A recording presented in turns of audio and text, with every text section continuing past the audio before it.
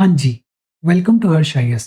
Ethics की 6 units के बारे में हमने ऑलरेडी पढ़ लिया है, बातचीत कर ली है। केस स्टडीज के अलावा एथिक्स की एक यूनिट और बचती है, contribution of moral thinkers and philosophers. अगले 5-7 लेक्चर्स में हम बात करेंगे मॉरल थिंकर्स एंड फिलोसफर्स के बारे में। अच्छा, ये जो मॉरल थिंकर्स हैं और फिलोसफर्स हैं, इनके बारे में 2 पॉइंट ऑफ व्यू से पढ़ा जा सकता है। एक इंडियन फिलॉसफी के पॉइंट ऑफ व्यू से और दूसरा वेस्टर्न फिलॉसफी के पॉइंट ऑफ व्यू से। सबसे पहले हम बात करेंगे वेस्टर्न फिलोसफर्स एंड थिंकर्स के बारे में। उसके पीछे एक रीज़न ये भी है कि जो इंडियन फिलोसफर्स हैं और थिंकर्स हैं, उनके बारे में ऑलरेडी आपको कुछ ना कुछ पता है, ऑलरेडी आपने कुछ ना कुछ पढ़ा हुआ है। फॉर एग्जाम्पल, आप जानते हैं गीता के बारे में, आपने पढ़ा है बुद्धिज़्म के बारे में, आप जानते हैं जैनिज़्म के बारे में, आपने पढ़ा है राजा राम मोहन रॉय के बारे में, सर अरविंदो घोष के बारे में, ज्योतिबा फूले के बारे में, महात्मा गांधी के बारे में, डॉक्टर अंबेडकर के बारे में, स्वामी विवेकानंद के बारे में। ये जितने भी इंडियन फिलोसफर्स और थिंकर्स हैं, इनके बारे में हम बात करेंगे एकदम लास्ट में। आज के सेशन से हम शुरुआत कर रहे हैं वेस्टर्न फिलोसफर्स एंड थिंकर्स की बातचीत। एक चीज और दिमाग में रखना, वेस्टर्न फिलॉसफी के बारे में हम नहीं पढ़ रहे हैं। इनफैक्ट ये जो थिंकर्स हैं और फिलोसफर्स हैं, इनके बारे में भी हम कॉम्प्रिहेंसिवली बात नहीं कर रहे हैं। हम बात कर रहे हैं अपने एग्जाम के पॉइंट ऑफ व्यू से, एथिक्स के पॉइंट ऑफ व्यू से। जो भी फिलोसफर्स और जो भी थिंकर्स जिस एक्सटेंट तक इंपॉर्टेंट हैं, उस एक्सटेंट तक हम पढ़ेंगे, बातचीत करेंगे। देखो, शुरुआत करते हैं। जब हम बात करते हैं वेस्टर्न फिलॉसफी के बारे में, तो वेस्टर्न फिलॉसफी के अंदर कुछ मेजर अप्रोचेस देखने को मिलती हैं। The major approaches in western philosophy. सवाल आता है कि वेस्टर्न फिलॉसफी के अंदर एथिक्स के पॉइंट ऑफ व्यू से कौन कौन सी मेजर अप्रोचेस देखने को मिलती हैं। प्राइमरीली 4 मेजर अप्रोचेस देखने को मिलती हैं। सबसे पहले बात की जाती है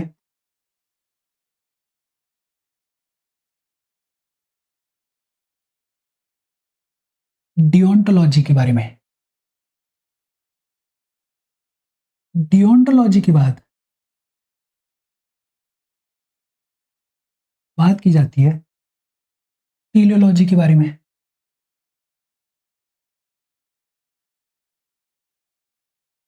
टीलियोलॉजी के बाद बात की जाती है वर्च्यू एथिक्स के बारे में। और वर्च्यू एथिक्स के बाद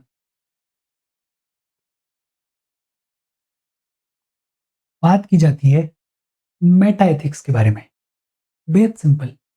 एथिक्स के पॉइंट ऑफ व्यू से वेस्टर्न फिलोसफी में 4 मेजर अप्रोचेस देखने को मिलती हैं। कौन कौन सी 4 मेजर अप्रोचेस देखने को मिलती हैं? एक डियोंटोलॉजी, दूसरा टेलियोलॉजी, तीसरा वर्च्यू एथिक्स और चौथा मेटा एथिक्स। डियोंटोलॉजी का मतलब क्या होता है और टेलियोलॉजी का मतलब क्या होता है, इसके बारे में ऑलरेडी हमने पढ़ा हुआ है, बातचीत की हुई है। अगर आप सेशंस को रेगुलरली फॉलो कर रहे हो, तो आपको फॉर श्योर पता होगा कि डियोंटोलॉजी का मतलब क्या होता है और टेलियोलॉजी का मतलब क्या होता है। अगर पता है तो अच्छी बात है, और अगर नहीं पता है तो जो इनिशियल लेक्चर्स हैं उनको जाके देखो। वहाँ पे हमने इन डिटेल बात की है डियोंटोलॉजी के बारे में और टेलियोलॉजी के बारे में। बेसिक तौर पे अगर बात करें, तो ये जो डियोंटोलॉजी है, इसको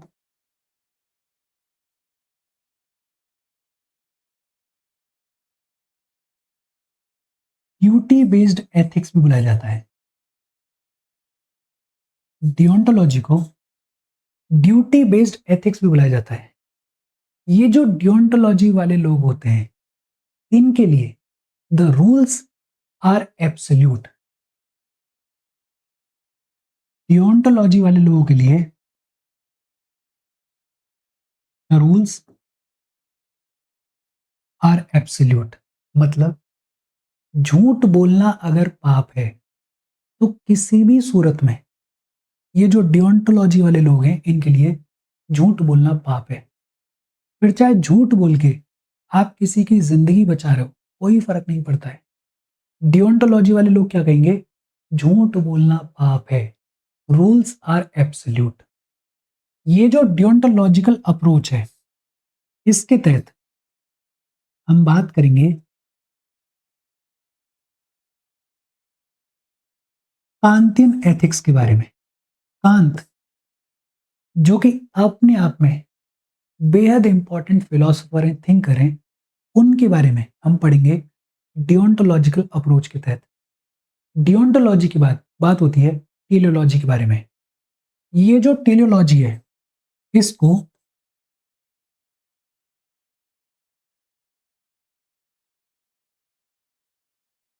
कॉन्सिक्वेंशियल एथिक्स भी बुलाया जाता है।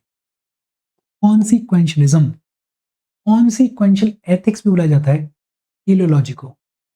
ये जो टेलियोलॉजी वाले लोग होते हैं, इनके लिए रिजल्ट्स या फिर ये कहें कि outcomes are more important than the rules.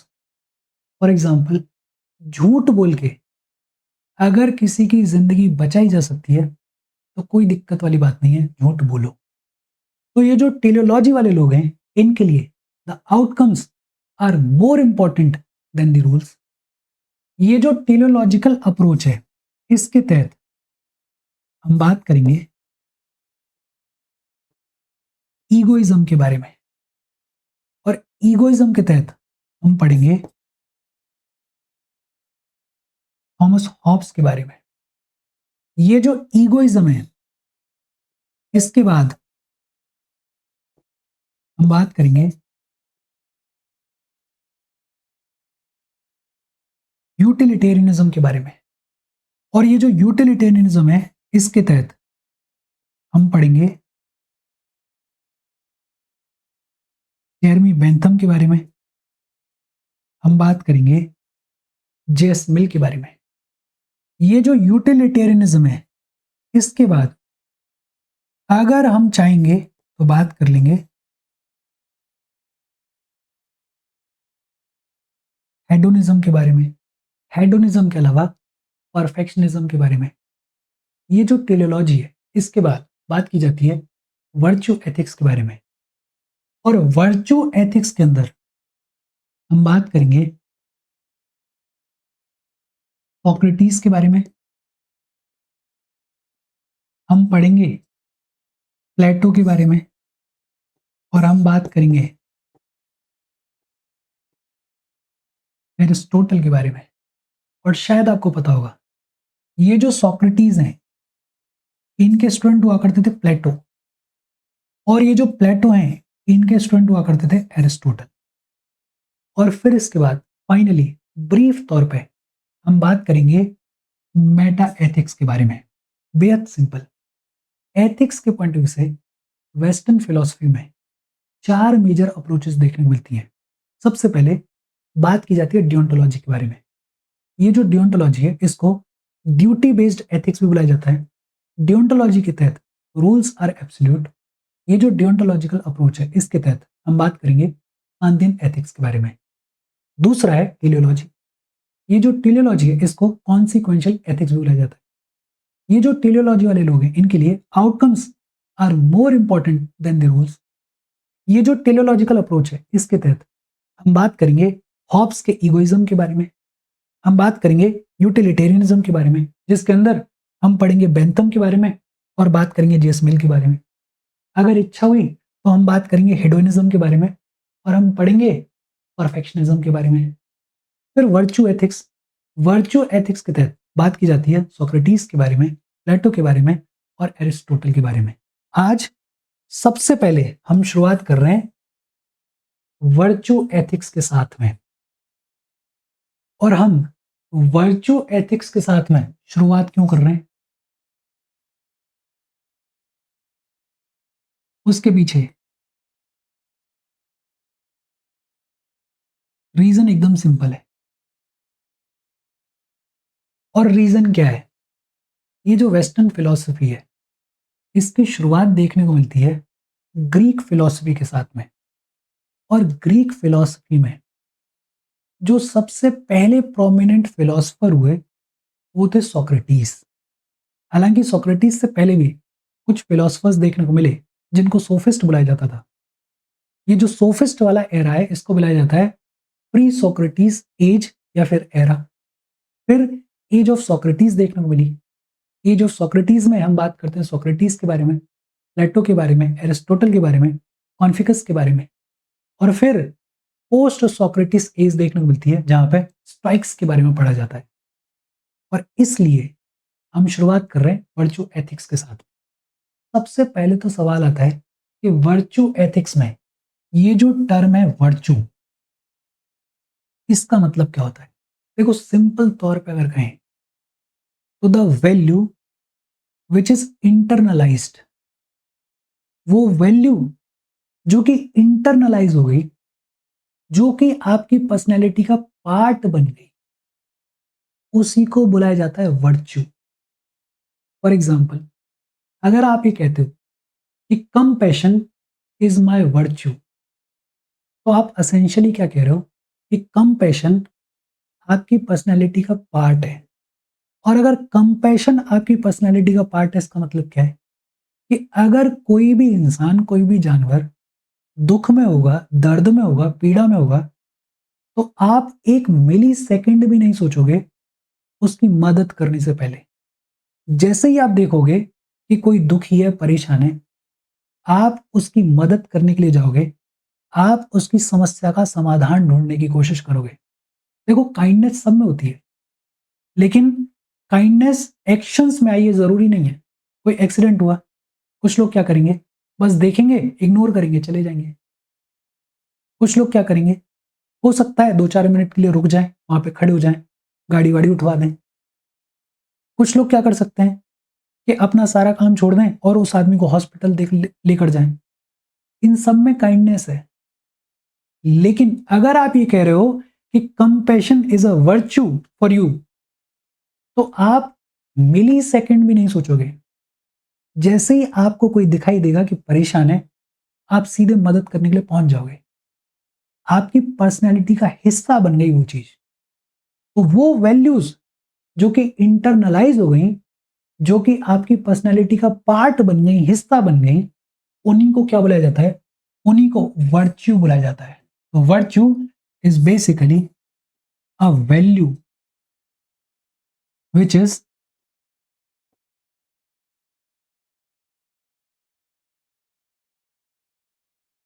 Internalised. वो वैल्यू या वैल्यूज जो कि आपकी पर्सनैलिटी का हिस्सा बन गई, जो कि इंटरनलाइज हो गई, उसी को क्या बुलाया जाता है, उसी को वर्च्यू बुलाया जाता है। इसी बात को अगर दूसरे तरीके से कहें तो वर्च्यू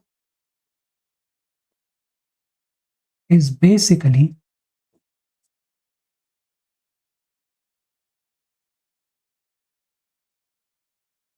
डिजायरेबल ट्रेट्स। किसी इंडिविजुअल के लेवल पे या किसी सोसाइटी के लेवल पे जो डिजायरेबल ट्रेट्स होती हैं, जो कि आप चाहते हैं कि किसी इंडिविजुअल की पर्सनैलिटी का पार्ट बने या किसी सोसाइटी का कैरेक्टर बने, पार्ट बने, उन डिजायरेबल ट्रेट्स को, उन वैल्यूज को वर्च्यू बुलाया जाता है। वर्च्यू क्यों इंपॉर्टेंट है, बिकॉज वर्च्यू फोकस करती है, वर्च्यू फोकस करती है ऑन बिल्डिंग द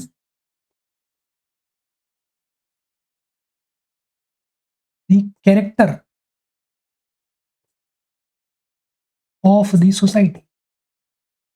बेहद सिंपल, अगर इंडिविजुअल्स के लेवल पे कंपैशन है, काइंडनेस है, ऑनेस्टी है, इंटीग्रिटी है, ऐसी जितनी भी वैल्यूज हैं, अगर ये इंटरनलाइज हो जाए तो इंडिविजुअल्स का कैरेक्टर बनेगा। और अगर इंडिविजुअल्स का कैरेक्टर बन जाएगा तो पूरी की पूरी जो सोसाइटी है उसका कैरेक्टर बन जाएगा। तो virtues focus on building the character of the society. बेहद सिंपल। वर्च्यू का मतलब क्या होता है, virtue is basically a value that is internalized. Virtue is basically the desirable traits, which help in building the character of the society. Socrates के बारे में हम बात करेंगे, प्लेटो के बारे में हम बात करेंगे, एरिस्टोटल के बारे में हम बात करेंगे। ये सब वर्चू एथिक्स के बारे में बात करते हैं। एरिस्टोटल ने बड़ी खूबसूरत बात कही। एरिस्टोटल ने कहा कि कोई वर्चुअस इंसान अगर कभी किसी एथिकल डिलेमा को फेस करेगा तो ये मान के चलो कि वो राइट डिसीजन लेगा, वो राइट चॉइस लेगा। बड़ा सिंपल है।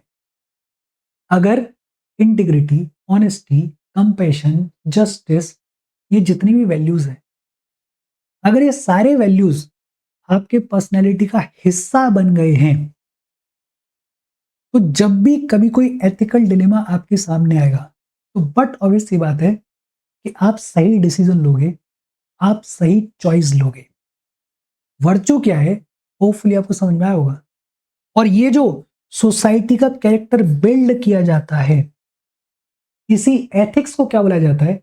इसी एथिक्स को वर्चू एथिक्स बुलाया जाता है। बेहद सिंपल, वर्चू एथिक्स का मतलब क्या है, होपफुली आपको समझ में आया होगा।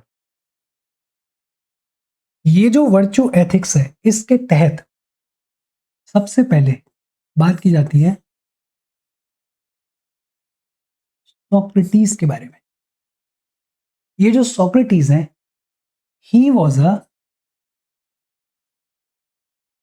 ग्रीक फिलोसफर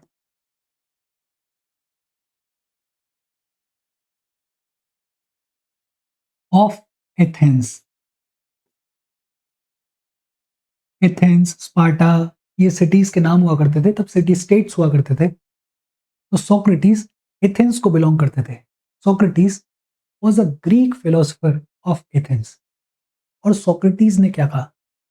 सोक्रेटिस ने कहा,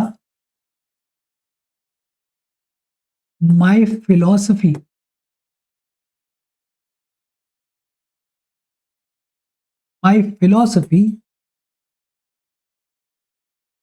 इज माई लाइफ।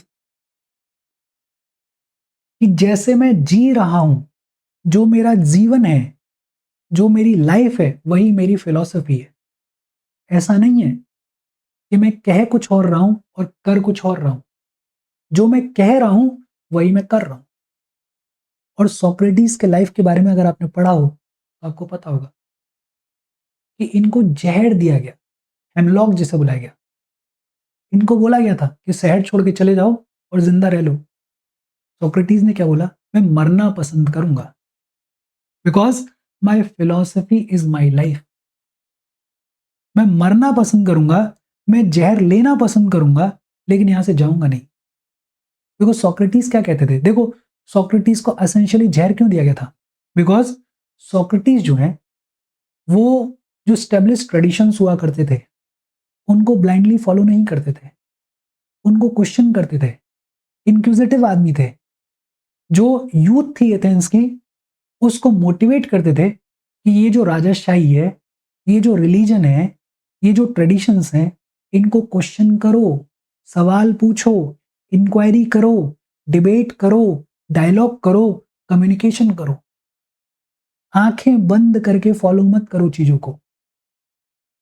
और इसी के लिए उनको जहर दिया गया था, मार दिया गया था। ये इंसान मरने के लिए तैयार हो गया, खुद जहर पिया इस इंसान ने, लेकिन भागा नहीं। Because my philosophy is my life. अब सोक्रेटिस से पूछा गया एथिकल पॉइंट ऑफ व्यू से कि आप वर्च्यू की बात कर रहे हो, बड़ी बड़ी बातें कर रहे हो। सिंपल सवाल, आपके हिसाब से वर्च्यू का मतलब क्या होता है?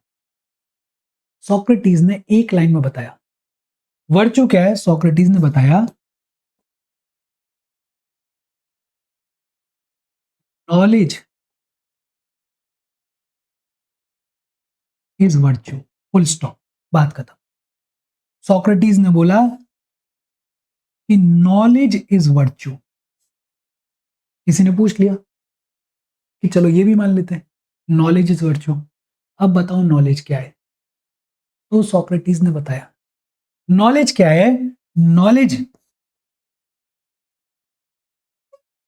is the ability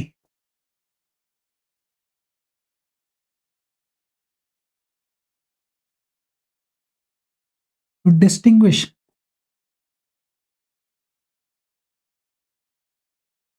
between right and wrong. सही क्या है और गलत क्या है, उसमें अगर आप डिस्टिंग्विश कर पा रहे हो, डिफरेंशिएट कर पा रहे हो, तो उसी एबिलिटी को क्या बुलाया जाता है? नॉलेज बुलाया जाता है। सोक्रेटिस ने बताया कि नॉलेज क्या है? नॉलेज वो है जो कि एनकरेज करती है, जो कि एनकरेज करती है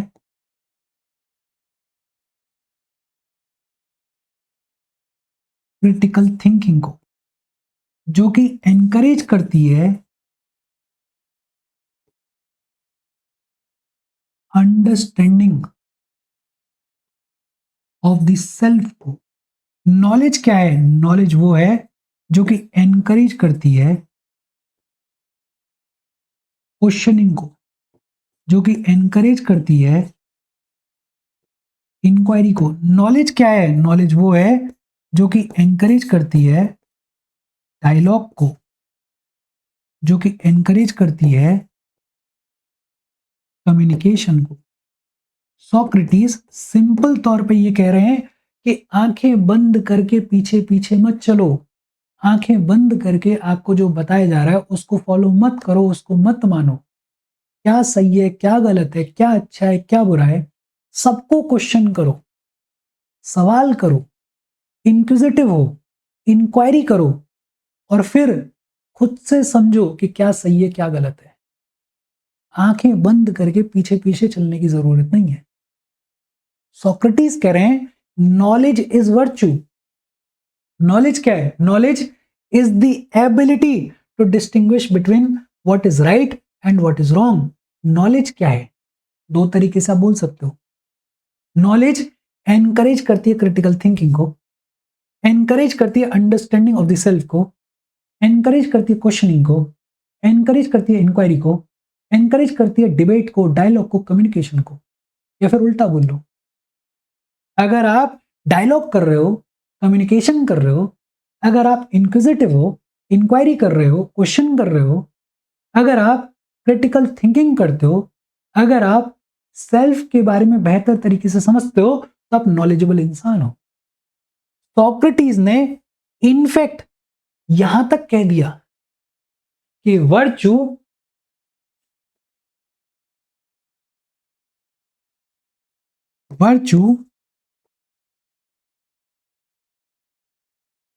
is sufficient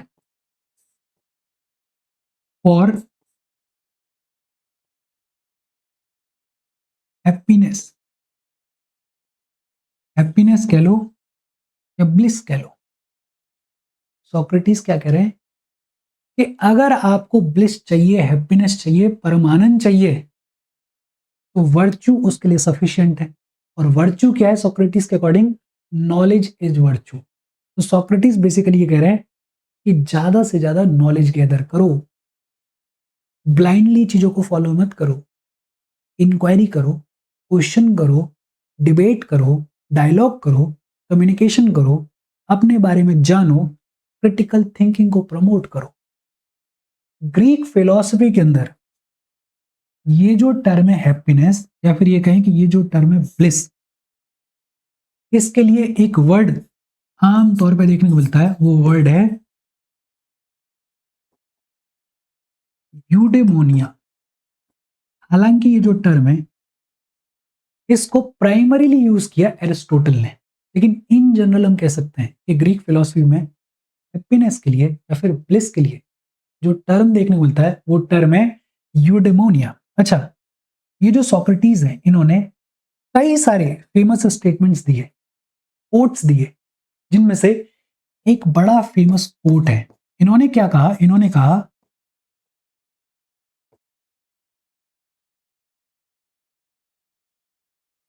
N unexamined life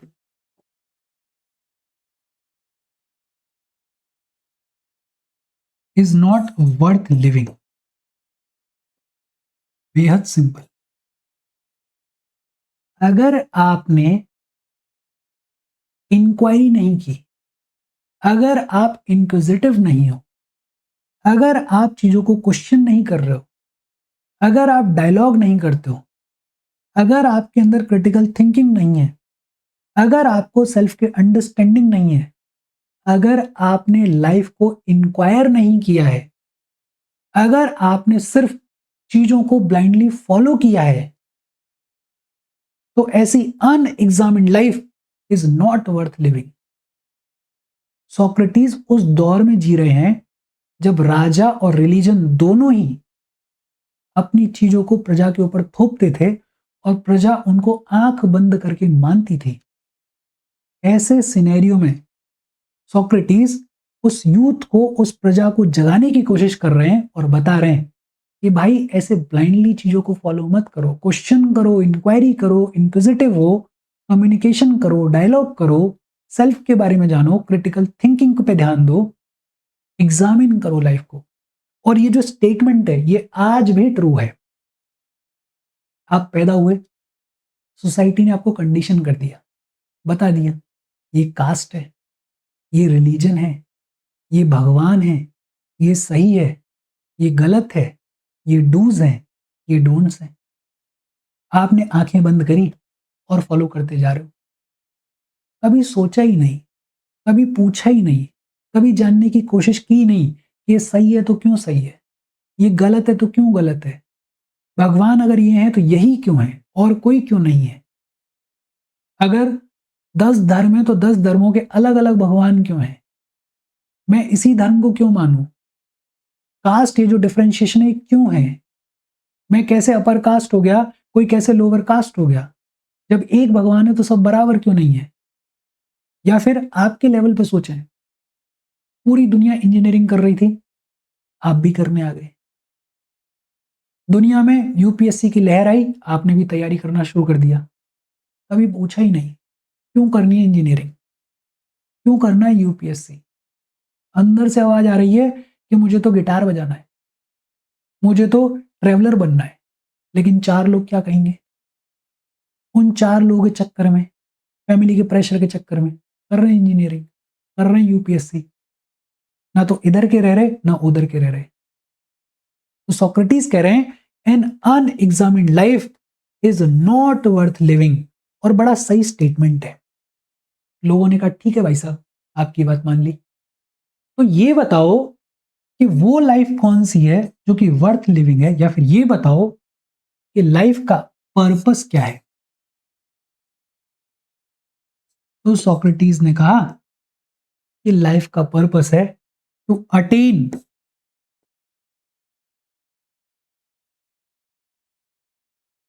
the highest level of bliss. और सोक्रेटिस ने यह भी बताया कि हाईएस्ट लेवल ऑफ ब्लिस कैसे प्राप्त हो गया, वो प्राप्त होगा, वो मिलेगा when you live the life of virtue.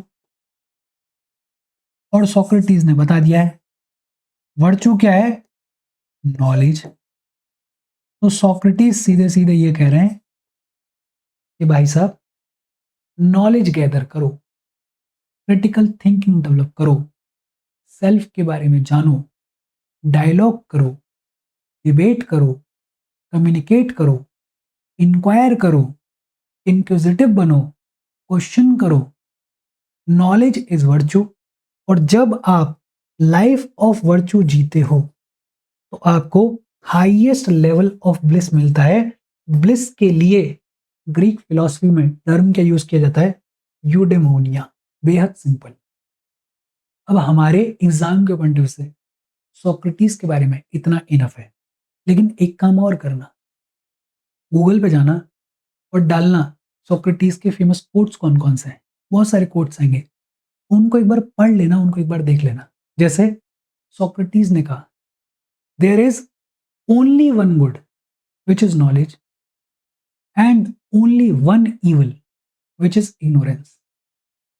Socrates ने कहा, आपने सुना होगा, बड़ा फेमस स्टेटमेंट है, जो स्ट्रॉन्ग माइंड्स होते हैं, strong minds discuss ideas, average minds discuss events and weak minds discuss people.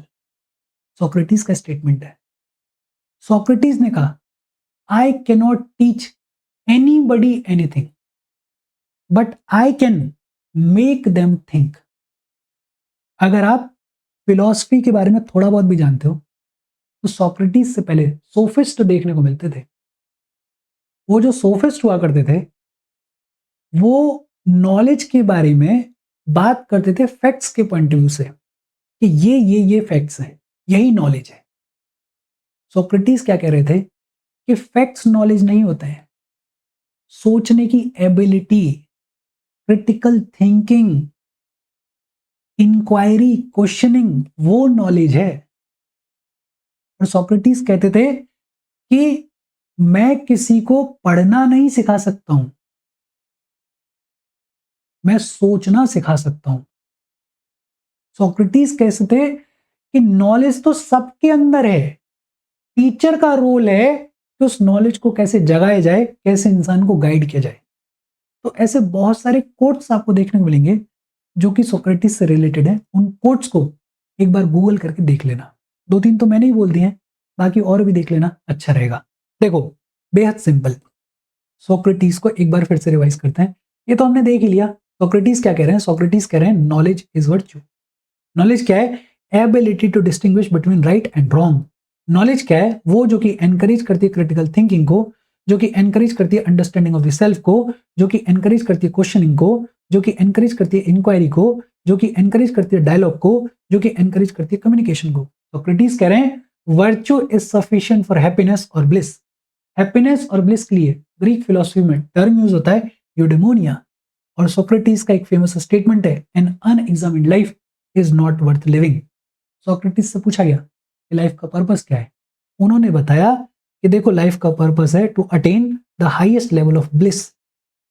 और ब्लिस कब आएगा?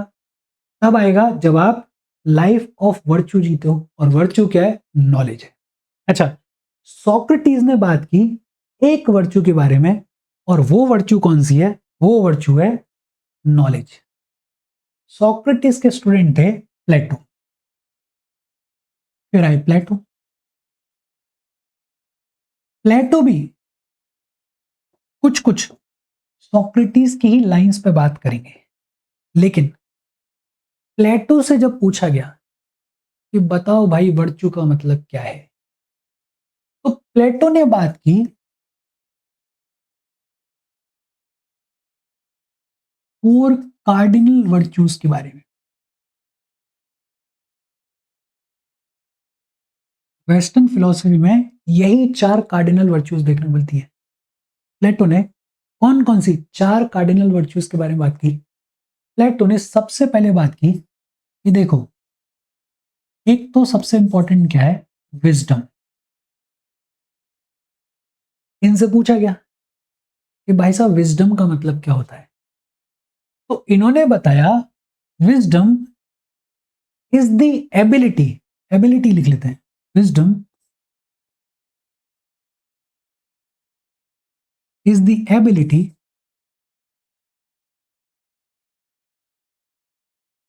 To apply the knowledge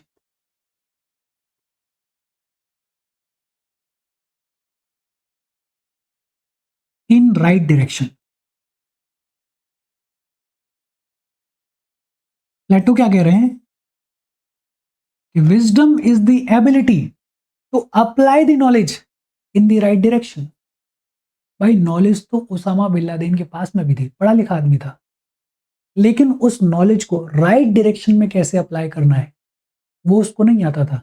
which means Osama bin Laden के पास में विजडम नहीं था। ये जितने लोग चोरी चकारी करते हैं, ये जो एआई के थ्रू या फिर ये इतना दिमाग लगा के चोरी चकारी करते हैं, ये जो टेररिस्ट होते हैं पढ़े लिखे लोग होते हैं। नॉलेज है इनके पास में लेकिन विजडम नहीं है। विजडम का मतलब क्या है? वो एबिलिटी कि आप अपने नॉलेज को राइट डायरेक्शन में अप्लाई कर पाओ। तो एक कार्डिनल वैल्यू या वर्च्यू की बात की विजडम के बारे में। दूसरा, इन्होंने बात की करेज के बारे में। करेज हमें समझ में आता है, लेकिन प्लेटो ने बोला करेज का मतलब सिर्फ फिजिकल नहीं होता है। Courage is not just physical, courage is also about standing by right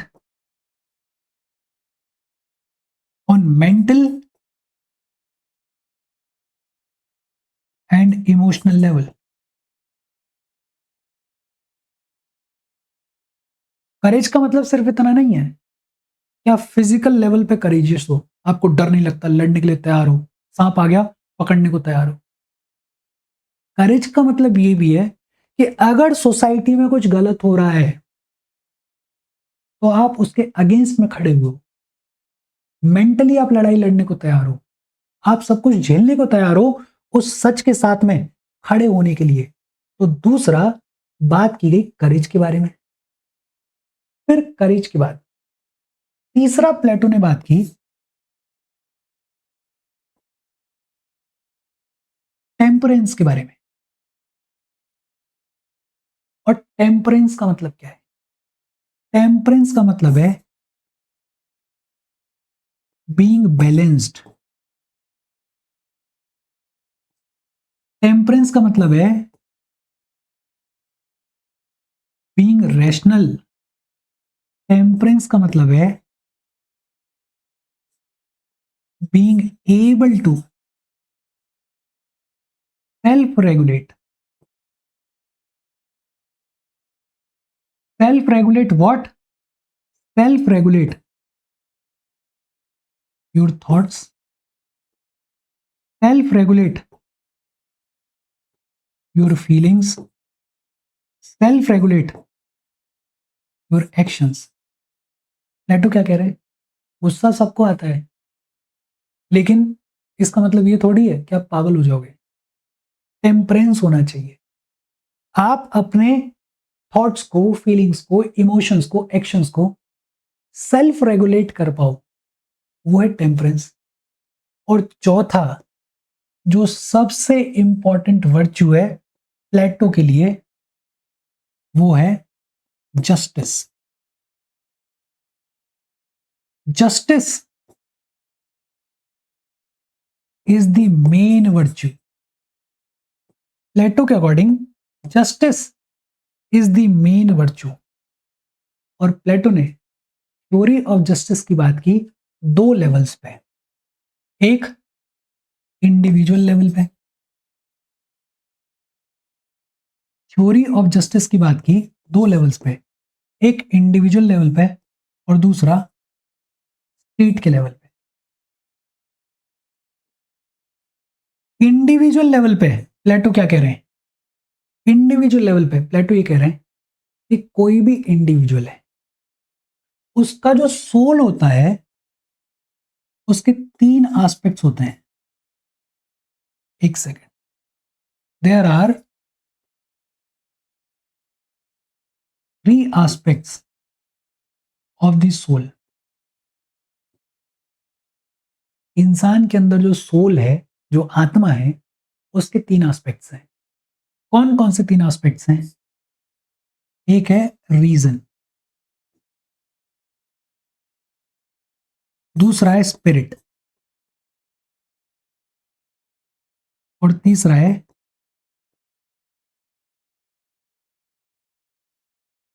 appetite. Reason एक तरीके से हम बोल सकते हैं इंटेलेक्ट को, या लूजली बात करें तो विजडम को बोल सकते हैं। Spirit basically emotion. एक तरीके से बात करें तो करेज। और एपिटाइट का मतलब डिजायर। प्लेटो ये कह रहे हैं कि हर इंसान में ये तीनों देखने को मिलते हैं, लेकिन अलग अलग प्रोपोर्शंस में देखने को मिलते हैं। अगर इन तीनों का राइट वेटेज हो, सही वेटेज किसी इंसान के अंदर हो, तो वो जो इंसान है, वो इंसान बेसिकली वर्चुअस इंसान होगा।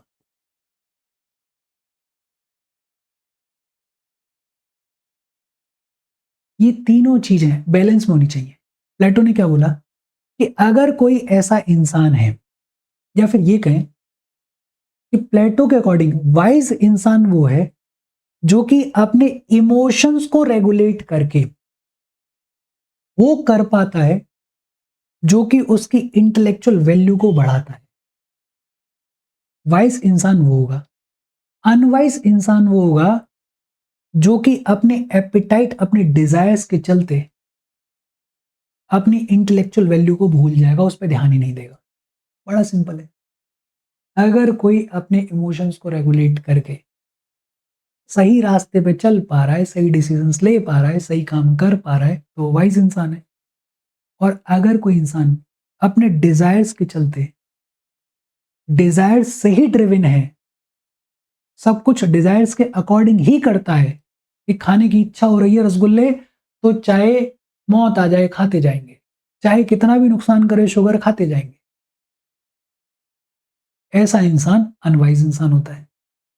अगर बैलेंस देखने को मिल रहा है तो बढ़िया इंसान है, वो एक तरीके से वर्चुअस इंसान है। और इंडिविजुअल लेवल की बात प्लेटो ने बात की स्टेट लेवल पे, और स्टेट लेवल पे उन्होंने बड़ा सिंपल बोला कि देखो, जो राजा है उसमें होना चाहिए विजडम। विजडम कह लो या फिर आप रीजन भी कह सकते हो। राजा में विजडम होना चाहिए। जो मिलिट्री क्लास है, जो सोल्जर्स हैं, उनके अंदर होना चाहिए करेज। और जो प्रोड्यूसर क्लास है, जो प्रोड्यूसर क्लास है उसके अंदर होना चाहिए टेम्परेंस। भाई अगर आप प्रोड्यूसर हो, आप दुकान चला रहे हो, आप धंधा कर रहे हो, तो आपके अंदर टेम्परेंस होना चाहिए। अगर आप सोल्जर हो, मिलिट्री क्लास को बिलोंग करते हो, तो आपके अंदर करेज होनी चाहिए। अगर आप राजा हो तो आपके अंदर विजडम होना चाहिए। इंडिविजुअल लेवल पर बोल रहे हैं कि तीनों चारों चीजें होनी चाहिए, लेकिन एक राजा के अंदर विजडम ज्यादा होना चाहिए, एक सोल्जर के अंदर करेज ज्यादा होना चाहिए। अब सोल्जर के अंदर करेज नहीं है, विजडम बहुत ज्यादा है, तो वो सोल्जर नहीं बन सकता। और प्रोड्यूसर क्लास के अंदर टेम्परेंस होना चाहिए। और प्लेटो क्या कह रहे हैं कि इंसान को देखना चाहिए कि उसके अंदर कौन सी चीज ज्यादा है। जिसके अंदर जो चीज ज्यादा है उसके अकॉर्डिंग उसको उसकी क्लास असाइन कर देनी चाहिए। अगर किसी में विजडम है तो वो इस कैटेगरी को बिलोंग करता है। अगर किसी में करेज है तो वो इस कैटेगरी को बिलोंग करता है। अगर किसी में टेम्परेंस है तो वो इस कैटेगरी को बिलोंग करता है। इसको सुन के आपको थोड़ा थोड़ा हमारे वर्ण सिस्टम की याद आनी चाहिए। ओरिजिनली हमारा वर्ण सिस्टम भी तो ऐसा ही था। तो एक तरीके से वर्ण सिस्टम जैसा रिफ्लेक्शन दिखाई देता है प्लेटो की इस बातचीत में। प्लेटो के कॉन्टेक्स्ट में इतना ही इनफ है। प्लेटो के भी बहुत सारे फेमस कोट्स हैं, एक बार गूगल करना और गूगल करके देखना कि प्लेटो ने क्या कहा। एक तो प्लेटो का बहुत अच्छा कोट है। प्लेटो क्या कहते हैं कि देखो, अगर कोई इंसान अच्छा है तो उसको लॉ की जरूरत नहीं है रिस्पॉन्सिबल होने के लिए। कानून हो नहीं हो, वो अच्छा है तो वो अपनी रिस्पॉन्सिबिलिटी को फुलफिल करेगा। और अगर कोई इंसान खराब है तो कितना ही कानून बना लो, वो अपना उल्टा सीधा काम करने के लिए लूप होल्स ढूंढ ही लेगा, उस कानून को तोड़ ही देगा। तो ऐसे बहुत सारे स्टेटमेंट्स प्लेटो को भी देखने को मिलते हैं। प्लेटो को एक बार फिर से रिवाइज करते हैं। प्लेटो बात कर रहे हैं चार कार्डिनल वर्च्यूज के बारे में। कौन कौन सी? एक तो wisdom. Wisdom is the ability to apply the knowledge in the right direction. दूसरा courage. Courage is not just physical but it is also mental. Mental level पे standing by what is right is also courage. तीसरा temperance. Temperance का मतलब होता है being balanced, being rational, being able to self regulate your thoughts, feelings and actions. और चौथा जो कि मेन वर्च्यू है, जस्टिस। जस्टिस, ये जो थ्योरी ऑफ जस्टिस है, इसके तहत प्लेटो ने बात की एक तो इंडिविजुअल लेवल पे और दूसरा स्टेट के लेवल पे। इंडिविजुअल लेवल प्लेटो क्या कह रहे हैं कि देखो सोल के 3 एस्पेक्ट्स होते हैं, कौन-कौन से? एक रीजन, दूसरा स्पिरिट और तीसरा appetite. Reason intellect, spirit emotion, appetite desire. सब में ये सारी चीजें होती हैं, लेकिन क्या ज्यादा है वो ड्राइव करता है। वाइज इंसान अगर होगा तो वो अपने इमोशंस को रेगुलेट कर पाएगा अपने इंटेलेक्चुअल वैल्यू को बढ़ाने के लिए। अनवाइज इंसान होगा तो वो ड्रिवन होगा डिजायर से, एपेटाइट से। और स्टेट लेवल पे क्या बोल दिया कि जो राजाशाही वाले लोग हैं उनमें विजडम ज्यादा होना चाहिए, जो मिलिट्री क्लास है उसमें करेज ज्यादा होना चाहिए, जो प्रोड्यूसर क्लास है उसमें टेम्परेंस ज्यादा होना चाहिए। उल्टे तरीके से अगर बोलें तो जिसमें जो चीज ज्यादा है वो उस क्लास को बिलोंग करना चाहिए। फिर प्लेटो के बाद इनके बहुत ही काबिल स्टूडेंट आए एरिस्टोटल। और देखो एरिस्टोटल जो है वो एक तरीके से साइंटिस्ट आदमी है। एरिस्टोटल शायद पहली बार ऐसा हो रहा था कि हर चीज को डिफाइन करने की कोशिश करेंगे। जैसे ये जो टर्म है यूडेमोनिया, अब यूडेमोनिया की बातचीत तो हो रही है हैप्पीनेस ब्लिस की, लेकिन यूडेमोनिया को प्रॉपरली डिफाइन कौन करेंगे? एरिस्टोटल करेंगे। तो एरिस्टोटल साइंटिस्ट किस्म के इंसान है। अच्छा, एरिस्टोटल साहब से पूछा गया कि भाई साहब वर्च्यू क्या है? एक तो सबसे पहले इन्होंने वर्च्यू को डिफाइन किया और इन्होंने बोला virtue develops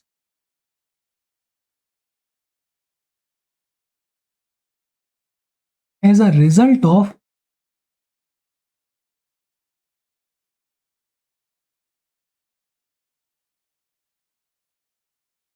continuous effort.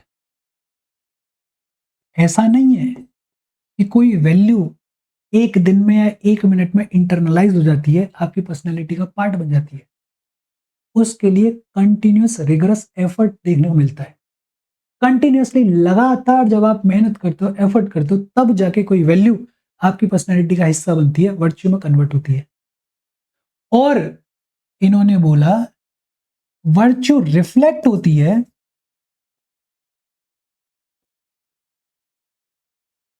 Reflects इन वॉलेंट्री एक्शंस। और ये भी अपने आप में इंपॉर्टेंट बात है, एथिक्स में सबसे पहली बार वॉलेंट्री एक्शंस वाला जो कॉन्सेप्ट है वो किसने इंट्रोड्यूस किया? एरिस्टोटल ने इंट्रोड्यूस किया। हमने पढ़ा था वॉलेंट्री एक्शंस होते हैं, पहले लेक्चर में पढ़ा था शायद, इनवॉलेंट्री एक्शंस होते हैं। तो जो वॉलेंट्री एक्शंस वाला कॉन्सेप्ट है एथिक्स में, कि एथिक्स की दुनिया वॉलेंट्री एक्शन से शुरू होती है, वो किसने इंट्रोड्यूस किया? वो एरिस्टोटल ने इंट्रोड्यूस किया। और फिर एरिस्टोटल से पूछा गया कि चलो भाई साहब, आपने ये तो बता दिया कि वर्च्यू क्या है, अब ये बताओ, वर्च्यू का मीनिंग आपने बता दिया, अब ये बताओ कि वर्च्यू है क्या? तो इन्होंने बोला golden mean is the virtue. लोग घबरा गए कि यार आपके जो गुरु हैं, गुरु के जो गुरु हैं वो नॉलेज की बात कर रहे थे, फिर आपके जो गुरु हैं वो बात कर रहे थे विजडम, करेज, टेम्परेंस, जस्टिस, ये नया क्या लेकर आ गए आप गोल्डन मीन? तो इन्होंने बोला कि देखो, दो एक्सट्रीम्स होते हैं, एक्सट्रीम्स पे आपको नहीं जाना है, आपको मध्यम मार्ग, बीच का रास्ता ढूंढना है, गोल्डन मीन। फॉर एग्जाम्पल, एक तो हो सकता है कि आपके अंदर ह्यूमिलिटी भरी हुई है। ह्यूमिलिटी का मतलब कि किसी ने कुछ बोला, हाँ जी हाँ जी हाँ जी हाँ जी हाँ जी, इतना झुक रहे हैं, इतना झुक रहे हैं कि कमर टेढ़ी हो गई है, लिटरली चाटुकार हो गए हो। एक तो ह्यूमिलिटी, कि बहुत ही ज्यादा झुक जाते हो, हद से ज्यादा हम्बल हो। दूसरा एक्सट्रीम हो सकता है प्राइड, कि बस जो हो रहा है दुनिया में मेरी वजह से हो रहा है, मैं कर रहा हूं जो कर रहा हूं, मैं ही हूं भगवान, मैं ही सब कुछ करता हूं, हद से ज्यादा घमंड आ गया आप में। ये दोनों नहीं चाहिए। एरिस्टोटल कह रहे हैं इनके बीच में एक चीज होती है जिसको बोलते हैं मॉडेस्टी। इसको अपनाओ। आप कह रहे हो चांद ले आऊंगा, तारे ले आऊंगा, सब पूरी जमीन, पूरा धरती, पूरा आसमान, पूरा पानी, पूरे समुंदर सब तेरे कदमों में। इतनी बड़ी बड़ी बात है, बताइए आप करते ही हो? ये भी नहीं करना, या फिर बिल्कुल ऐसे मुझे कोई फर्क नहीं पड़ता, उधर से कुछ अच्छा बोला गया, हाँ भाड़ में जा, उधर से कुछ बढ़िया बात बोले, ठीक है ठीक है, बाहर चलना मैं नहीं जाऊंगा, कुछ अच्छा करना मेरे को नहीं करना, हर चीज में नेगेटिव सड़ी शकल बना के बैठे हो, ये भी नहीं करना। प्रैक्टिकल बीच का रास्ता, जो बीच का रास्ता है, जो मध्यम मार्ग है, जिसके बारे में हम सुनते हैं, उसी को एरिस्टोटल क्या बुला रहे हैं? Golden mean. कि आपको गोल्डन मीन के रास्ते पे चलना है। Golden mean is the virtue. Extremes की तरफ हमें नहीं जाना है, एक्सट्रीम्स को हमें पिक नहीं करना है, हमें बीच का रास्ता पिक करना है। एग्जाम्पल के तौर पे, ना तो बहुत ही ज्यादा हद से ज्यादा हम्बल हो जाना है, ना हद से ज्यादा प्राइड लेनी है, मॉडेस्टी वाले रास्ते पे चलो। एरिस्टोटल ने बताया। अच्छा, लोगों ने पूछा कि चलो ठीक है, golden mean is the virtue, तो अब सवाल आ जाता है कि फिर वर्च्यूज कितनी है, नंबर ऑफ वर्च्यूज कितनी है? भाई आपके गुरु के गुरु सोक्रेटिस बता के गए कि एक वर्च्यू है नॉलेज, आपके गुरु बता के गए चार हैं, करेज, विजडम, टेम्परेंस और जस्टिस। आप ही कह रहे हो कि वर्च्यू क्या है गोल्डन मीन, ये तो एब्स्ट्रैक्ट हो गया, ये बताओ फिर नंबर ऑफ वर्च्यूज कितनी है? तो एरिस्टोटल ने बताया कि देखो, सोल के दो एस्पेक्ट्स हैं, और ये जो दो एस्पेक्ट्स हैं, इनमें एक होती है इंटेलेक्चुअल वर्च्यू, और वो जो इंटेलेक्चुअल वर्च्यू है वो क्या है? वो है विजडम। और दूसरा होती है मॉरल वर्च्यू। और मॉरल वर्च्यू जो है वो एक तरीके से इनफाइनाइट हो सकती है। मॉरल वर्च्यू में आप कंपैशन की बात करो, आप ऑनेस्टी की बात करो, आप काइंडनेस की बात करो, आप जस्टिस की बात करो, आप करेज की बात करो, आप इंटीग्रिटी की बात करो, जितनी भी वैल्यूज हैं वो सब हो सकती है। चार ही क्यों हो, तीन ही क्यों हो, सब है ना, सब वैल्यूज हैं। और सब में आपको क्या करना है? आपको देखना है कि आप गोल्डन मीन पे ऑपरेट कर रहे हो। आप ना तो बहुत ही ज्यादा हम्बल हो गए, ना बहुत ही ज्यादा ओवर द टॉप हो गए, आपको बीच में मध्य मार्ग में चलना है। तो एरिस्टोटल क्या कह रहे हैं कि golden mean is the virtue. और उनसे पूछा गया कि नंबर ऑफ वर्च्यूज कितनी है, तो उन्होंने एक तरीके से बोल दिया गया कि इनफाइनाइट नंबर ऑफ वर्च्यूज हैं। बस हाँ, एक इंटेलेक्चुअल वर्च्यू है जिसको विजडम बोलते हैं। आज पता नहीं क्यों मैं टेढ़ा लिख रहा हूं, पर ठीक है, चला लेना काम। इंटेलेक्चुअल वर्च्यू जिसको विजडम बोलते हैं, बाकी मॉरल वर्च्यूज तो बहुत सारी हो सकती है, कोई दिक्कत वाली बात नहीं है। अच्छा, ये जो भाई साहब है एरिस्टोटल, इन्होंने जस्टिस के बारे में भी बात की।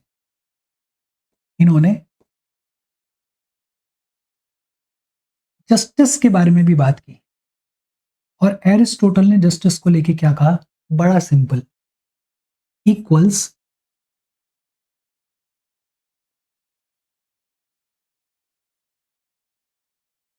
Should be treated equally.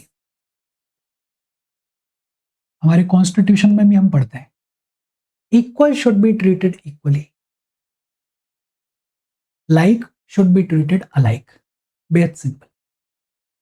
लेकिन एरिस्टोटल ये भी कह रहे हैं कि भाई ठीक है, इक्वल्स को इक्वली ट्रीट करो, अनइक्वल्स को अनइक्वली ट्रीट करो। वही बात हो गई कि अगर किसी की सिचुएशन कोई बराबर लेवल पे है और वो अगर सेम क्राइम कर रहे हैं तो उनको बराबरी से ट्रीट करो, लेकिन अगर लेवल ऐसा है तो फिर इनको आप इक्वली ट्रीट नहीं कर सकते। लेकिन ये जो एरिस्टोटल है ये कह रहे हैं कि डिस्ट्रीब्यूशन ऑफ वेल्थ जो है,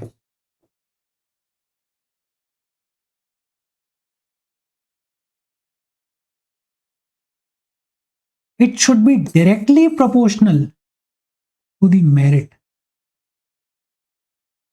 एक लेवल तो क्या बोल रहे हैं एरिस्टोटल कि जो इक्वल्स हैं उनको इक्वली ट्रीट करो। फॉर एग्जांपल ये दो लेवल्स हैं, इस लेवल पे जो भी लोग हैं उनको बराबर ट्रीट करो, इस लेवल पे जो भी लोग हैं उनको बराबर ट्रीट करो, इक्वालिटी दिखाई देती है।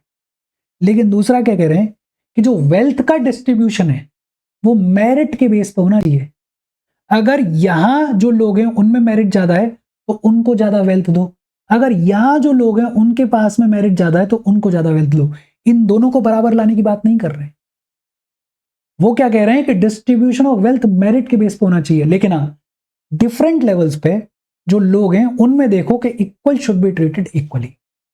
जस्टिस के बारे में एरिस्टोटल ने इतनी सी बात की। एरिस्टोटल के भी कई सारे फेमस कोट्स हैं, उन कोट्स को देखो। एक तो गोल्डन मीन के रेफरेंस में एरिस्टोटल ने कहा था कि गुस्सा तो कोई भी कर सकता है, गुस्सा तो कोई भी कर सकता है, लेकिन कौन सी सिचुएशन सही है गुस्सा करने के लिए, किस पे गुस्सा करना चाहिए, कब गुस्सा करना चाहिए, कितना गुस्सा करना चाहिए, किस तरीके से उस गुस्से को एक्सप्रेस करना चाहिए, ये हर किसी के बस की बात नहीं होती है। और जिसके बस की बात होती है वो वर्चुअस इंसान है, वो जा रहा है राइट डायरेक्शन में। तो ऐसे बहुत सारे स्टेटमेंट है एरिस्टोटल के जिनको आप गूगल करो और देखो एरिस्टोटल क्या कह रहे हैं। एक तो पहली बार इन्होंने प्रॉपरली डिफाइन किया कि वर्च्यू क्या है। इन एसेंस बोले तो उन्होंने बोला कि वर्च्यू डेवलप होती है बिकॉज ऑफ कंटिन्यूस एफर्ट्स, और वर्च्यू रिफ्लेक्ट होती है वॉलेंटरी एक्शंस में। वर्च्यू क्या है, golden mean is the virtue. Number of virtues कितनी है, तो किसी भी सोल के दो एस्पेक्ट्स होते हैं, एक इंटेलेक्चुअल वर्च्यू और दूसरा मॉरल वर्च्यू। इंटेलेक्चुअल वर्च्यू एक है विजडम, और मॉरल वर्च्यूज जो है वो इनफाइनाइट हो सकती हैं, कोई दिक्कत वाली बात नहीं है। जस्टिस के लिए उन्होंने क्या बोला कि equal should be treated equally, but the distribution of wealth should be directly proportional to the merit. इसके साथ वर्च्यू एथिक्स की बातचीत हमारी खत्म हो गई। देखो फिलॉसफी के पॉइंट ऑफ व्यू से अगर पढ़ोगे तो आप कॉन्फिकस को भी पढ़ सकते हो और भी कई लोगों को पढ़ सकते हो, लेकिन हमारे एग्जाम के पॉइंट ऑफ व्यू से सोक्रेटिस, प्लेटो और एरिस्टोटल इनके बारे में पढ़ना इनफ है। कोई डाउट हो कमेंट करके पूछ लेना। Thank you very much.